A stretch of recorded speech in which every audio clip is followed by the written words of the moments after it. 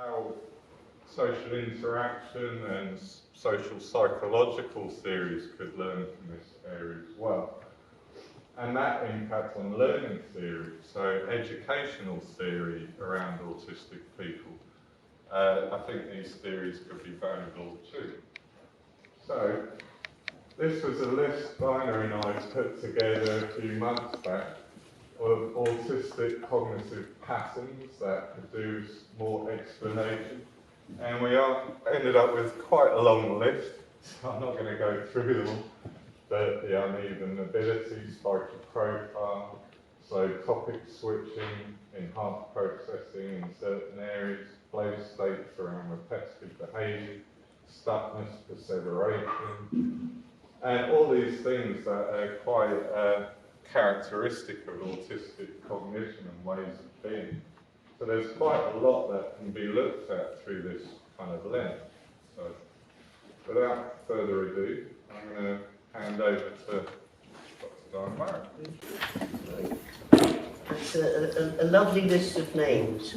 My abstract may have given you the impression that I was going to do a kind of tour of the history of ideas, but actually I'm not really going to mention those names much again at all, but I'll just leave them up there for you to add to in your minds or out loud if you wish.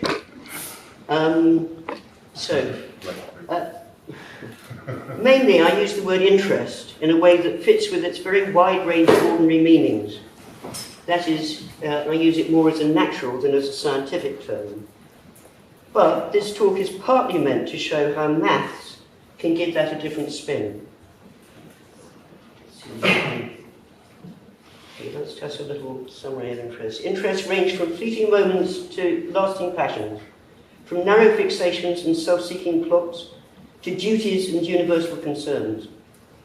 And communities of interest can extend from family and friends, teams, gangs, brands, and nations with long histories, to casual folk at bus stops, and from mutual aid to the self-seeking vested interests of corporations and their actors, and the bureaucratic interests of the state.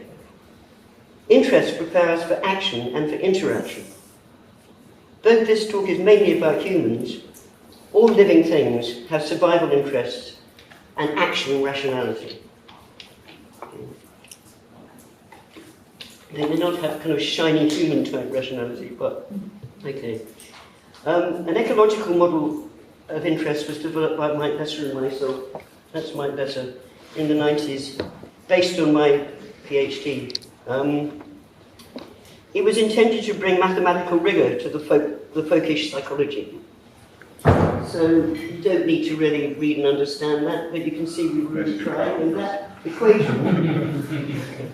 equation was actually singled out by Friston as being very similar to something that they're working with today, in being a repeated dynamical equation which creates a degree of error making in the process. I just need to show some nice pictures. Mike went to NASA.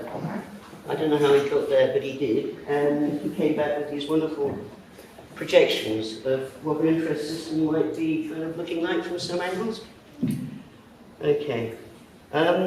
So it was intended to bring mathematical rigour. It's a general model. It's not focused on autism in particular, and it nicely parallels recent predictive coding, as I just mentioned. In particular, it's an embodied generative model with energy attention conservation and dynamic mutability built in.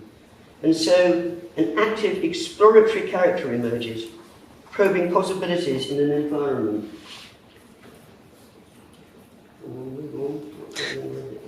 What happened? Ah, that's where I want. That's just a drawing I did to try and convey. You've got the history shaping the interest. You've got the interest sending out probes. You've got a processing resource being used up. You can see I've got little hearts in there, because I think that comes into it somewhere. Okay, and that's possibility space. So it's reaching out, it's coming to conclusions, it's probing. It's very much not a model which behaviorism can handle. Okay? It's kind of like completely different. Since Kanner first described autism, distinctive interests have featured in its description. We propose that these impressive autistic interests follow from attention distribution that can be roughly summed up as more to the current interest, less to orthogonal ones. The flow will be stronger. If attracted, the attraction is super powerful. If repelled, that's powerful too. Generally, more forceful output and input will both occur in autism, alternating with their virtual absence. To get a bit technical, I'll try and keep this brief. There is a dynamic and variable scarce processing resource, attention, energy, whatever you want to call it, interest, which operates within semi-segregated subsets of interests with specific weighted dimensions, i.e. they're informed. They're informed in a way which means that they tip towards going one way rather than another. They may be nested or have any degree of overlap within an n-dimensional matrix from which structured complexity emerges. No sphere of resource activity is a closed system. The overall resource is replenished as it is spent, with any luck, not always. Some activities are self-replenishing. Those are the ones we enjoy and tune into. Internal activations may create new gradients and new resource distribution. Thus, output cannot be fully predicted from input. And that's a really key point, and it's one of the ways in which the recent Friston work and ours overlaps, I think. So you can't give him the same river twice. Yet, we strive to stay balanced, we yearn for the comfort of stability, precision, reliability. Okay. I'm going to switch now to Kahneman. I don't know whether people here know the work of Kahneman. He won a Nobel Prize with Tversky for a view which gets summed up. It's summed up in his book Thinking Fast, Thinking Slow, which was written for public consumption, which I've read. And it has System 1, Thinking Fast, and System 2, Thinking Slow. And I redefine these in terms of interests and the output of interests. But I think they're quite useful as far as they go.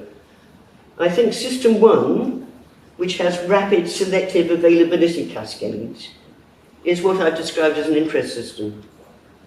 It's a bit like a digestive system. It takes in meaning, breaks it down, and shoves off the bits to varied parts. As such, it shows action rationality rather than system rationality, which is a Habermas distinction, so that's one of the names that so like this.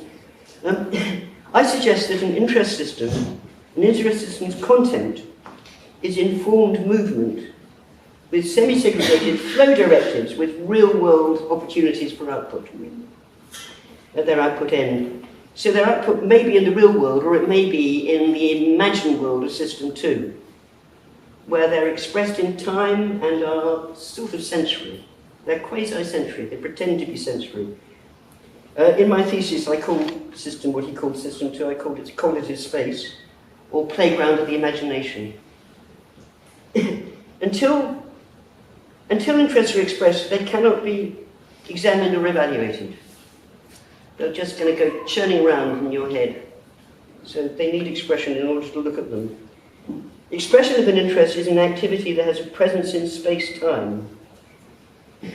Given that it's an n-dimensional matrix it's coming from, in order to appear in space-time, it must shed most dimensions. And this shedding is identical with the push towards action and constrained direction. Therefore, until the emergence into expression, form and content are indistinguishable. And we could mention Hegel here, but I don't really understand Hegel, but I believe that is an equivalent point. Okay. Anyway, significantly more energy goes into expression than is needed for the virtually instant System 1 interest system. So the interest system goes whiz, doesn't use all that much energy up. When you turn it into output, it uses a lot more energy. If it's in your head, not that much. If it's out in the world, significantly more. So that's the energy flows. So, force or real energy imbues all meaning. And all expression sends real energy out into the world where it may reach and impact on other interest systems. I think this is a really important point, and by the way, Friston's model originally, the free energy, was like, well, is it really energy? We don't know. Woo. But now it's kind of being encapsulated as something which involves the Hamiltonian prediction about physics keeping energy expenditure minimum. So I think there's been a move to accept that actually we are talking about a genuine resource of energy. Okay. So we're talking about power. It's the power that pushes movement into becoming. It is power that other creatures can feel and be changed by it. We each have this power, and we're each vulnerable to this power. To return to the overall model, I'm suggesting that System 2 is output from System 1, which allows some checking to happen. This output can be thought of as a projection from current informed interest boundaries, or Markov blankets, if you want to think in Fristonian terms. So it's output into a pretend world of space-time in which can be evaluated. We can use internal feedback loops between these systems to revisit possibilities and questions. As by the time System 2 events have occurred and become input in turn, they feed back into an interest system altered by new ripples of activation. Also, by singling out and perceptibly associating certain dimensions in this reduced dimension way, those dimensions will have a more potent impact on System 1 as exterior to it than as part of it. That's probably a hypothesis rather than a statement of fact, but it seems to make sense to me. So within this wildly varying array of prior interests and concerns, language and speech happen, and they're tools for creating apparent order and for manipulating interest systems. They're really, really good at that. Language creates an illusory synonymy of meanings, as everyone's clear-cut semantics is leaked into by individual concerns with different histories and priorities. Thus, when we speak, it has a wide and unpredictable range of meanings, only partly overlapping with the meanings we thought we'd express. How it is. So it's actually an infinite empathy problem, not just a double one. Sorry. Okay. So the potential for misalignment and mutual misunderstanding is enormous. Shared language seems to offer a reliable and unchanging matrix of connection, which we yearn for. Yet in practice, the counterflow of resulting interactions can be catastrophic. Luckily, sometimes the opposite happens. Oh, I've left out a slide here. I've got a lovely slide with arrows on it and alignment. I haven't lifted it, at least I have lifted it out. So I've only got the catastrophe here and I haven't got the alignment. Both alignment and misalignment can have powerful effects.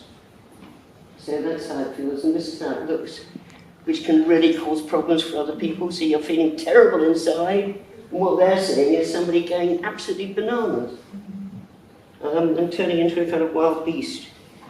So the counterflow of result of interactions can really be catastrophic, and quite often are. So I mentioned at the beginning that we've got communities of interest as a very significant feature of the world we live in. And all communities of interest are interest systems that emerge from an overlap of direction and engagement with other semi-autonomous embodied beings. Not necessarily human, just by the way. I mean, I get on very well with my cat. Probably quite a lot of people here find they... Oh, just a little aside here, empathy. Chris Packham says he hasn't got empathy. But you see him with animals, and he's full of empathy, totally gets them. So this is an example of... It's not that bad with people, in my view. Yeah, no, much. Well, definitely. Okay, so common interests create communities of practice which may or may not have some shared stability, reliability, predictability, or any history with cultural weight. They may have a history. Communities of interest vary across the same dimensions as individual interest systems do, but add mutual guesswork and the potential for joined forces.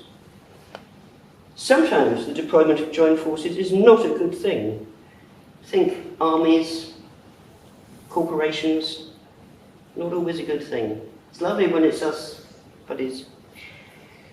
Language seems a perfect tool for sharing and considering information within communities of interest, but it creates illusions at many levels and disguises its own activities of excluding dimensions, falsely appearing to be precise, playing on arousal levels, and causing harmonies and dissonances in interaction.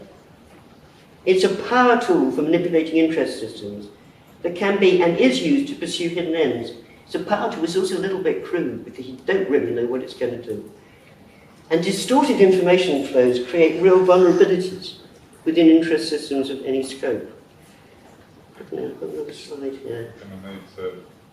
I'm nearly there. I just want to leave that up. This is. Watch out, not only are you being manipulated even by these very words as I speak, and when you speak, that is also what you are doing, so long as your voice can be heard. Being known to know language creates channels of energy exchange with unpredictable impact. Exceptions, nursery rhymes, chanting, singing, churches. When they're unpredictable power shifts, I think that they play into the loss of speech that is such a common feature in autism, just by the way. We need to learn how to make the power go both ways as a key life skill. Language is both limited and imperfect, yet potent. As you grow up, if you can't use language effectively to hold and change other people's interests, your chances of being treated as an equal rapidly dwindle. Yet being autistically less influenced by others' thoughts and views can be a true strength. So when even the smallest person wields the tool of language with precision within the interest systems they engage with, there is potential to create truth-based change of any scope. And that is Greta Thunberg's book, No One is Too Small to Make a Difference. And I'm going to end on that.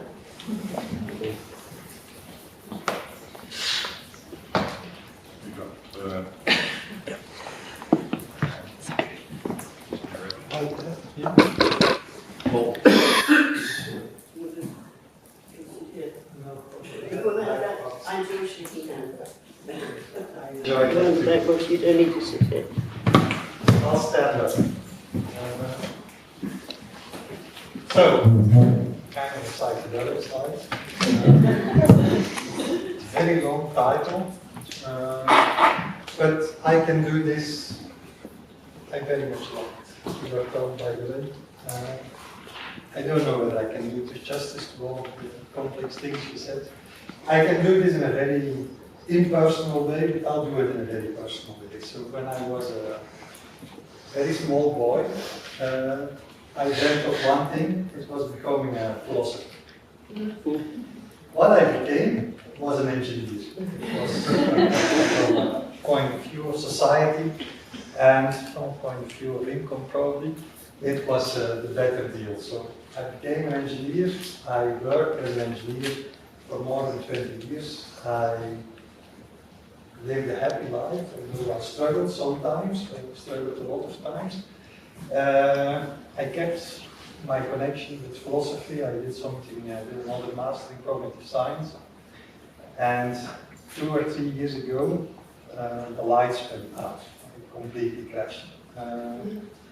That was not the first time, but it was kind of, it was difficult to see how I could come back.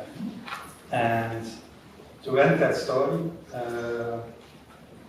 when I went to the psychiatrist, she said, I have a strong suspicion you're autistic. I got diagnosed, and this was the first time I associated autism with myself. I didn't know a lot about autism at that point in time, except for the fact that some people in my family were a little bit weird, and people thought I was weird as well, in general. So, anyway, when I was diagnosed, 2 things happened. I met lovely people like Catherine, which listened and which allowed me to study philosophy again. The second thing which happened is that I wanted to understand what this autism thing was. And, that actually is my backstory, and also a little bit how I will explain the slides in a very unscientific and maybe unphilosophical way. I'll do it my way. So everybody asked the question, what is autism? And I kind of went through that, and I'll take a few slides and I'll try to tell you my type of thinking, which turned into my thesis, with which I became officially a philosopher, and was as lucky to actually be able to start a PhD in philosophy on that nice psychedelic project that I mentioned above. So, when I was diagnosed, when I first tried to come to grips with what happened, which was the autism part actually was a positive thing, because at least I could relate to something, all of the rest of what happened in my life. But this was kind of the thing which was apparently very alive, and I think it is still very alive, and in this room we all tend to be on one side of this, but the other side is still very much alive. And actually, autism spectrum disorder is still called a disorder. So one thing which I struggled with, being myself at ease with the label autism, was how this difference was between people seeing it very radically as a disorder and people seeing it very radically as a positive identity, for instance, on Twitter. And for me, this was something which, well, there was still some truth in the middle. I think the paper which is referred to there in the bottom, Jasma and Bervoets, is a paper that maybe some of you know, but that very much stressed the fact that autism is a positive identity, should not be associated with disorder or distress or whatever, and it made very specifically the split between high functioning and low functioning autism, which I sincerely dislike and also think is untrue. And so I started looking a little bit into the scientific literature, and there were two types of literature. A little bit that's what Catherine said we have, and I take something which I don't like, but it is still a cognitive science, a brain science type of looking at it, an exact science. There has to be something in the brain or something different in the brain. That is one way of viewing it, and not a view I'm unsympathetic to, because I did cognitive science. But on the other hand, there is a lot of literature which is more on the disability side or on the philosophical side, which is basically saying that it is something which is constructed and that basically is a practice of oppression, which I think also I see a little bit. So I find myself always somewhere in the middle. And this is philosopher Ian Hacking, which has done a lot of work on the looping effect and how the impact of stories about autism or psychosis or child abuse, how that shapes the experience of people and how they report. I think Damian always mentioned it, that sometimes if people say I'm not empathetic, just if people are not empathetic, that's kind of owning something which others are saying of them. And I think that's something which Ian Hacking captured. Ian Hacking is rather on the social construction side of things, but he made this one quote, it happens to be about child abuse, but he made this one quote where he said, neither reality nor social construction nor construction should be in question. And then he goes into this philosophical thing, yeah, I was category mistake, blah, blah, blah, blah. And then he says, which I thought was my reaction, and I call myself a philosopher now. So he said, somehow, when I told this, people mailed me, they talked to me, they said, yeah, that's how I feel like. It's both reality, it's both real and it's a social construction. I don't want to choose. It gave them a certain sense of ease. And I think this is something which Hacking himself disowns, and it's a little bit, I think, what is part of the problem in this, is it a brain thing or is it in this exact science versus human science type of thing. And then, well, my life went on, and I thought, okay, there are these very different views of autism, and where am I? Because I'm, to all extents and purposes, a happy person. And then I read again DSM-5 criteria, and there is something which is really apparent in those DSM-5 criteria if you look at this background. First of all, it is a disorder. Autism spectrum disorders. That's why disorder, I have a problem with spectrum, I have a problem because it's the word before disorder. But this view that it is something innate, genetic maybe, or neurophysiologically real, is there in the innateness type of thing. It is also very real if you do a diagnosis, because they will ask you what happened when you were 2 years old, which was a little bit difficult because my parents were both deceased and nobody else. Well, my brothers and sisters were too small. So it is something innate, but at the same time it is purely behaviorally defined. So you have to have certain types of behaviors, otherwise you're not autistic. But the killer clause is the clause with problematic functioning. So in order to get a diagnosis, you have to function problematically. And this means, and I will give an example of my own life, this means that once you get diagnosed at 48 years of age, apparently you were autistic all of your life. And you will always be problematic all of your life, because you will keep the diagnosis. And that, and I think that we referred to that, it's really a catch-22.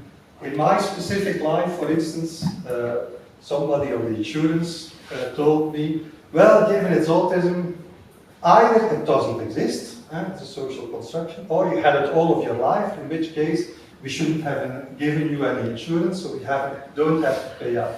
So the catch-22 actually is this. So as long as this autism spectrum disorder idea, the autism disorder idea is there, you either have to accept that you're disordered, which I don't. So then I'm not autistic, but I do feel autistic. In which case I cannot be autistic because supposedly I'm not disordered.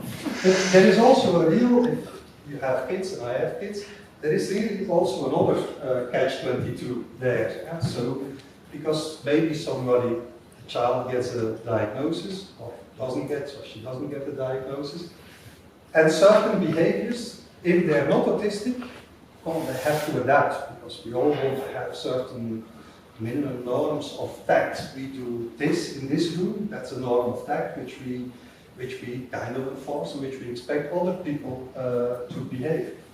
But if they do not behave and they are autistic, then we say, okay.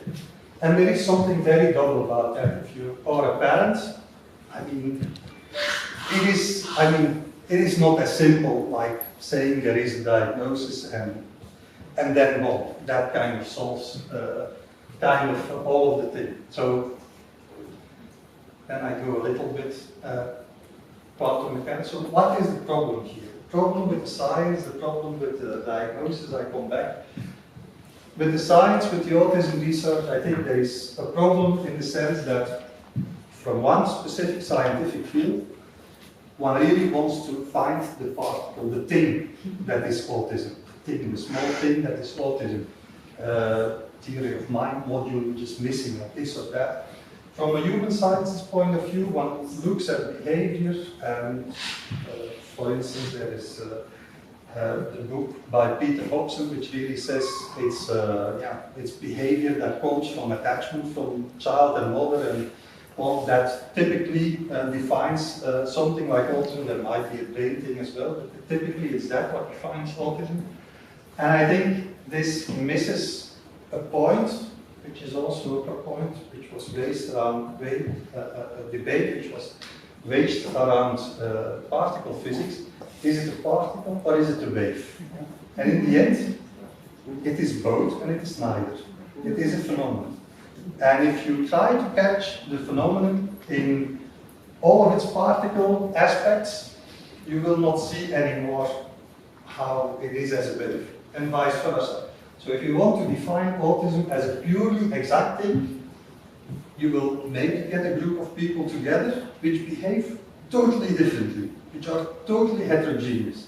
If you try to say, okay, I want to have only this specific behavior, you will get into the room a lot of people which are totally different from point of view of how their brain is shaped, because it's just not something which can be reduced. And the thing which is missing actually is, as was mentioned a couple of times, is the lived experience. Because I think, at least this is my experience, other people can have other experience, living a life, whether it's with autism or not, means that you're confronted with who you are and with situations, and you have certain talents to compensate or cope with those things, and that means that certain behaviors you will develop or not develop, or in my case, you will melt down completely at 48 years of age and be accepted as fully normal, typical, successful, somewhat weird individual. So I think that is for me, is my conclusion. The thing which is missing in both views, both scientific views, is that the lived experience is not taken seriously. The freedom of people to actually engage with the way they are and adapt their behavior and basically not live up to the stereotype and so on and so forth. So this is, I think, I'm going to skip this, although this is my book of my promoter, Christine, which I really want to plug and recommend. I don't have my own book, so I can plug another person's book. So this is a book where she basically has interviewed, I think, between 10 and 20 people which received an autism diagnosis later in life, and where she really has, with the IPA method, really has gone through that. And I think if you read that, and if you look at my story or our stories, I think the problem really also is not only with the research, but with the way the diagnosis is framed. If it has to be a binary thing, either you're problematic in functioning, or you have this type of behavior or that type of behavior, there is something which leaves you hanging, and that, Russell and Orange, is about parents who decide whether or not to go for an autism diagnosis trajectory for their children. That kind of ambivalence, I think, is felt there, because they, on the one hand, they want help, but on the other hand, they don't want to be put in a category which there's no escape from, or they don't want to say, okay, I'm going to send my son to a special school or my daughter to a special school because of this or that. So I think that is important. So this is my last slide, and this is my this was the conclusion of my thesis, with which I leave you, to really rename ASD into ARD, autism-related disorder, because I think that does justice to the idea that autism is not a disorder, but on the other hand also does justice to the idea that a lot of people, like myself 2 or 3 years ago, really needed help. So that I couldn't have, if there would be no health insurance kind of program, if there would have been no access to psychiatry or whatever, well, I wouldn't have been here. So in this sense, I think it is important to state that autism is not a disorder, but on the other hand, given circumstances, there is a likelihood to be perceived as having problematic functioning. And I think this kind of proposal would at least, going back to my life story, if it would have been like this, I would not have had all of these blocking points along the route about is it an identity or a disorder. I think it's an identity. I think it can be measured with exact scientific method, but on the other hand, not completely. It cannot be completely reduced, and so on and so forth. And I think this is a good paper by Nomi Akbali, which inspired me, because in a lot of cases, it's not only for autism. My current research is on Tourette syndrome. In a lot of cases, there is kind of this narrative of mental diseases or diseases like any other. And if what Kathleen kind of presented, then a lot of people say, okay, given there is a problem with empathy, there is a moral problem, and so on and so forth. And Nomi Akbali asks everybody, okay, if it is something that people say, maybe it is a meltdown, but the meltdown can have a reason. And the reason is something that needs to be found out and that really needs to be engaged with.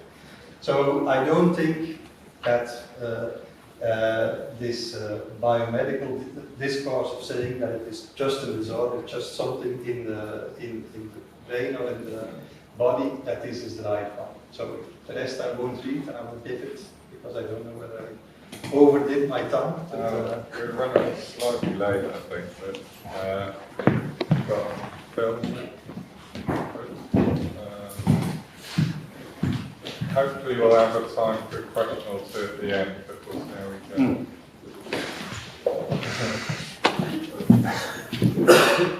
I think the adage about now something completely different is probably going to be true here. I'm the least qualified person in the room to be saying anything about autism at all. My background is I'm an applied cognitive psychologist who's worked on a range of different practical problems, both in clinical and technological and artistic domains. And my real interest is paying attention to meanings about self, the world, and others. And today I'm going to see if any of those thoughts might help think about how we might go about specifying ideas about how interest and attention plays out in autism in atypical ways. So is there a contribution that the kinds of things that I've done that can help people think in a bit more detail about how to specify these with some kind of theoretical adequacy or lens? And I really want to start off by, since we're in a theatre, just having some shared experience. So if I ask you the question, how many animals of each kind did Moses take into the ark? What I'm guessing is that a good number of you can think of the answer to. Right? But I don't think everyone can hear. Can everybody hear me okay? Yeah, okay. There's a microphone if you want to use it. I think they can hear me back home. Okay, now the other aspect of that is that half of you will have noticed that it wasn't Moses at all, it was Noah, and the other half of you won't have noticed that. You will have just focused your attention on the question of number. You will have missed the assignment, the false presupposition in technical terms that Moses wasn't actually Noah. And of course Moses is a two-syllable word. You have an image of an old biblical Testament bloke with a beard, so it's very simple. So they both fit the same schema, and so the presupposition passes through unnoticed. It's very like that case in visual attention, where an ape can walk through a field of people playing basketball without you noticing them if you're trying to count numbers. Okay. So how attention is managed there is part of the process of dealing with the language. Here's another thing I'd like you to do. I'd like you to imagine in your mind's eye the cup that you drink your early morning beverage in when you're at home. And my guess is that most of you can do that. Some may struggle with it if you've got problems with visual imagery, but most people can do it. And if you ask an audience like this to do that, most of them will see the cup in front of their face rather than on the table in front of them. The handle will be on the side of your dominant hand. And it will either have a shape or a motif in some kind of ethereal way that defines it as your morning cup. Right? Does that conform with what many people experience when I ask them to do that? Okay, now the question is, how many of you had any liquid in the cup that you imagined? Okay, so a few of you had some liquid, but most of you didn't. And the point is, I loaded the question to focus your attention on the cup that was yours, in some sense. Now, mostly you see a cup on the table, you see how much fluid there is in. But the propositional content of what I was telling you focused your attention in a particular way in using visual imagery, which meant that that imagery was driven by some kind of background scheme about how it is that you understand this. Now, I chose those two examples because one relates primarily to semantic imagery and the other relates to building images in the mind's eye, or I could equally have done it with examples of building imagery in the mind's ear. Now, these things are all things where schemas, general patterns of knowledge lead you to come up with a specific idea that's realised in images in the mind's eye or the mind's ear. And of course, the point underlying all of this is that there isn't a central executive telling you what to do here, it's in the material. So in some sense, a bit like the script of the play, the direction, the way which will have, stage directions built into the script, The mind can be thought as something that behaves where the stage directions of how you use imagery in different forms of meaning are implicit in the meaning itself. That is, they're one and the same things. Now, I've got a technical instantiation of that, which I won't bore you with today, because, of course, what I'm really trying to say is that meaning and how attention is directed in the context of interest are all part and parcel of one of the same thing that we need to explain. So, interests are about the kinds of schema and interests that you do, but the way in which you use imagery in the mind's eye or the mind's ear, and the balance between semantic imagery, visual imagery, bodily imagery, and all the rest of it, are a matter of learning. So a child has to learn all of these things, and the developmental time course of these are quite distinct. So visual imagery tends to cut in developmentally a bit earlier than verbal imagery, so children don't learn to rehearse, for example, verbally until they're about 7 or 8. They'll be using images in the mind's eye much earlier than that. And there is huge diversity, variability in how that develops. So we have people who are verbalizers, people who are visualizers, philosophers who have deep ideas in abstractions that most of us struggle to keep up with. So there's great variability in how all of those things done, not only in what kinds of modality of imagery is used, but actually in the underlying structure of it and how it all works. So what is attended and how it is attended is an integral part of meaning. And in the course of natural cognitive affective development, children acquire models of the self, the word, and others, and how to attend them within some kind of space like that. Now, of course, this is abstract, and in the real world, we need to put that in context. We're embodied, we live in the real perceptual world, so we can't just talk about things like this. We need something, you know, the full mental plumbing is a bit more complicated. So you have to add sensory systems dealing with vision, auditory, body state subsystems, and how they all come together. But these 3 loops are in there, and I can identify them in exactly how they function. I'm not going to explain this more to you because it would take a month of Sundays. I just really want to draw your attention to a number of things. There are 4 central images in there, which we've just been talking about in that abstract diagram in the middle here, and they all involve forms of multimodal blending. So you can think each of those as some kind of central coherence, but I'll be a bit more specific about that in a second. The second thing is that meaning systems interact. So schemas give rise to ideas, and the ideas feed back into schemas, and that actually is the central executive function. In modern distributed systems, they're not like traditional computers. The internet doesn't have a central executive, it simply has a communication protocol for how one part talks to another. And that's how these distributed things work. Affect is here because that's biologically old, and the attention is constrained. So if I ask you to focus on your body, you can focus on your body, but if you focus on your body, you'll miss something in sound, for example, because the way in which attention is distributed is not only to a particular thread, but it's also to a specific part of the mental landscape. The final thing about this one is that images have temporal extent. So some you probably don't know that audition arrives in the cortex in advance of vision. Body state information or proprioception takes a bit longer, and smell takes a month for Sundays to get up there. So these images are smeared out in time.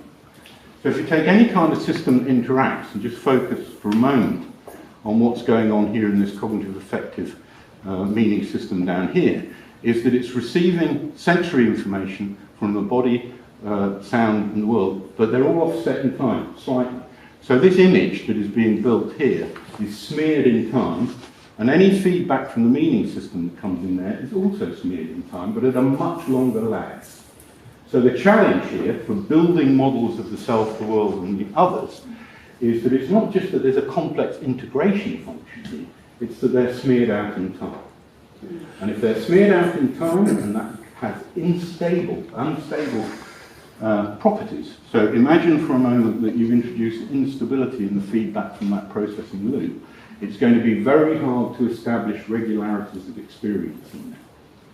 So you can just speculate, you can just work through yourself ideas about how ideas like theory of mind might play to this, because the sensory information is not going to be well integrated in propositional feedback. The sensory world may be very crowded and very difficult to manage in terms of the thoughts about it and modulating the anxiety loop that would come through body state subsystems. So there's a management problem, and it takes a long time for children to learn how to manage that stuff. And one of the features, for example, of the terrible twos is that at the point at which the children become mobile, all of their models of the self, the world, and others that enabled them to manage as a dependent infant need to be reformed. And when models don't fit what you need to do, you get marked affective experience. So in the terrible twos, when you can't handle, the models can't handle it, they all need to be restructured, and they're restructured in the context of extreme emotion. Similar things happen in adolescence. When hormones start to kick in, you get another round of affective problems of managing your adult and sexual lives and all the rest of it once you become mature. And if you have certain kinds of breakdowns in real-time pathology, for example, if neurotransmitter systems go wrong, you may get marked affective states in other things. And part of what this model has been used for is to analyse what those things are. But in the context of the debate today, what I want to argue is that we need to specify how all of these different systems interact in imagery, in terms of sensory integration with ideational processing, and that you have huge variability in the normal population, but if you introduce or overlay an instability in that, then people have to learn how to model all of those things. And the idea that we've been using in other contexts is one of an attentional score. So managing how you distribute attention and control these different systems, you can think of like managing an orchestra, where each subsystem has its own particular line of a score, and only one of those things will be in focal awareness at a time. And if it becomes very difficult to extract models, then the system will react by using the bits that work well or establishing the regularities it can, and they will develop a completely different developmental trajectory to manage those instabilities and to come up with their own solutions. So in some sense, this is a model which will give you an idea that diversity is built into the very way in which it works, and that if you overlay instabilities or other perturbations on it, people will develop attentional scores, ways of managing the full mental mechanism that focus on the regularities that they can extract and manage effectively. Thank you. I've got a comment. That last comment kind of puts the term resilience in a different perspective. So something I say a lot is trying to teach autistic people resilience is a bit counterintuitive, because to me we're extremely resilient in navigating the life in our perception of. So in a sense, what you were saying there links into that. We find our own ways of managing the world. Yes, I think that I really don't think there is a difference between attention and meaning. They are absolutely intertwined. And I mean, technically, because these systems talk to each other with different time lags, attention is built into what gets modelled. And I mean, people establish patterns of thought. I've got one other slide which I didn't really want to talk about. I'll do this. This model has been applied to depression, and the top line is like a musical score for what's going on in the mind when someone's got repetitive thought patterns in depression. And it shows how the different loops in the imagery system are being used in the top line, and then the content, i.e. what the person is thinking when they're ruminating, and how you get significant shifts in the processing of meaning. So the top part describes ruminative thinking, and then the bottom part describes a mindfulness-based training approach to how it is that you get the person to learn to manage attention within the mind in such a way that it no longer ruminates. So here, for example, the focus on the breath is taking the focus of attention away from that internal mental mechanics that's all hung up, and it's providing space just to note feelings as they go past. And I mean, for any of you who know mindfulness based on therapy, the model I showed you, part of the motivation for its original design. But these things are well entrenched, and actually changing them requires a huge amount of practice and effort. I don't know if it totally changes it. Sorry? You don't totally change it. Your mind does not, no longer ruminates. It still ruminates. You just have to recognize that it's there and give it space. It's still, you know, when you say it no longer ruminates through mindfulness, it's just silly. When people recover from major depressive conditions, they will not typically, they will switch out the mental model of the self as being a totally inadequate person back to something else. And the things that they pick up in the environment will no longer trigger those thoughts. So in fact, the capability for ruminative thoughts remains in there, but it will not be realised. You know, I mean, people don't, when they recover from depression properly and are in full remission, I guess maybe they won't fall into these patterns. I guess maybe autistic people probably don't ever recover from that to a certain extent because of the internal depression, all sorts of things. I would say, In the I context, don't know if that actually happens. in the context, I mean, let me be frank, I've worked a lot on depression and some of these other things, but reading people's autistic individuals' autobiographies has been a real fascination for me because it provides a richness of description that enables me to think about what their attentional scores are like.